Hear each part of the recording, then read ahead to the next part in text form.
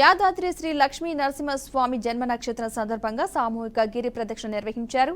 ఈ కార్యక్రమంలో ప్రభుత్వ విప్ బీర్లా ఐలయ్య, ఆలయ ఈవో భాస్కర్రావు, చైర్మన్ నరసింహమూర్తి భక్తులు పాల్గొన్నారు.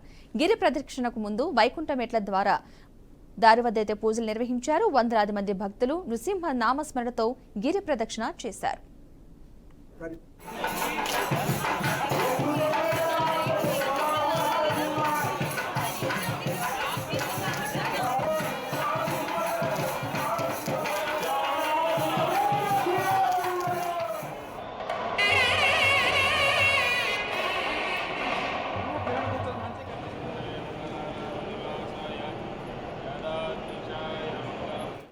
జన్మ నక్షత్రం స్వాతి నక్షత్రం సందర్భంగా పోయిన నెల కిందనే గిరి ప్రదక్షిణ అంగరంగ వైభవంగా సుమారు 10,000 మందితో ప్రారంభించి ఇవాళ 10,000 మంది పైగా స్వామివారి స్వాతి నక్షత్రం గిరి ప్రదక్షిణలో పాల్గొని దర్శనం చేసుకోవడం జరిగింది.